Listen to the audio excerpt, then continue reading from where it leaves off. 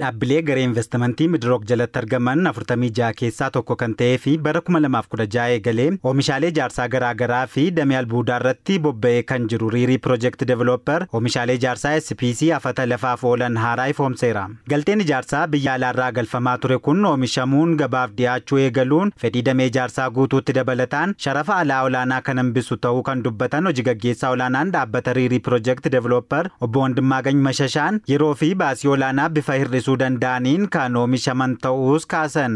ያስተዋወቅናቸው ዘመኑን የዋጁ ምርቶች oomishaaleen haaraan beeksisne kunneen sharafa alaa hambisuu fi kanneen misooma indaastirii ijaarsaa irratti bobba'aniif galtee guddaa ta'uu kan danda'udha. Harkifannaa piroojektootaa kanaan dura mul'atan hambisuun yeroodhaan akka xumuraman gochuufillee guddaa kan gargaarudha.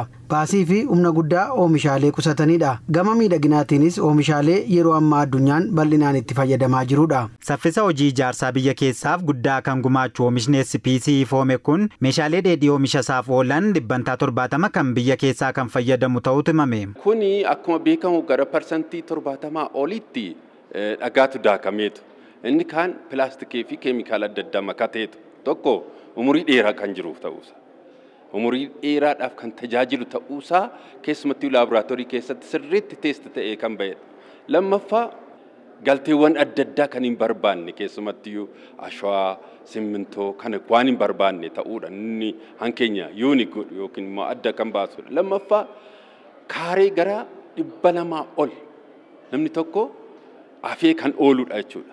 Yeroo dheeraaf tajaajiluu kan danda'an oomishaaleen SPC kunniin biyya keessatti oomishamuun gatii madaalawaa ta'een dhiyaachuun damee ijaarsaaf faayidaa olaanaa qabaata kan jedhan immoo hirmaattota sagantichaati. Piroodaaktii haaraa amma dhufe tokkoffaan lafa irratti hafamu. Piroodaaktiin kun baay'ee gaariidha. Tokkoffaa baasiin isaallee baay'ee gadi aanaadha. Akka seeraamikaa yeroo baay'ee nama jalaan fudhatu waan ittiin maxxanfamuu fi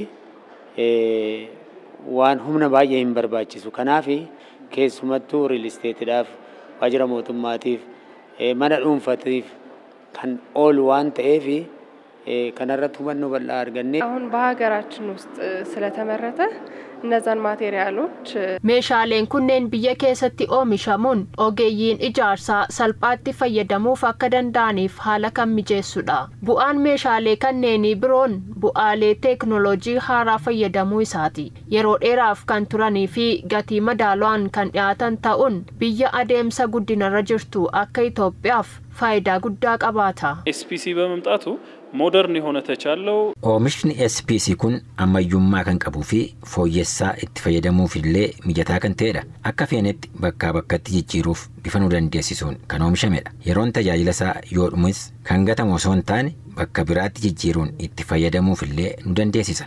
Kan dur alaa galchinu adeemsa yeroo dheeraa kan fudhatuu fi sharafa alaa kan barbaadu hambisuunsaas bu'aa birooti. Lammiilee 200 oliif carraa hojii banuutti dabalataan dirqama hawaasummaa isaa ijaarsa bu'uuraalee misoomaa garaagaraatiin ba'achaa kan jiru damee garee investimentii Midrook kan ta'e Riirii Project Developer fedhii guddaa damee industirii ijaarsaan jiru oomisha biyya keessaatiin guutuuf hojiiwwan jalqabe jabeessee kan itti fufu ta'uun waltajjicha irratti himameera.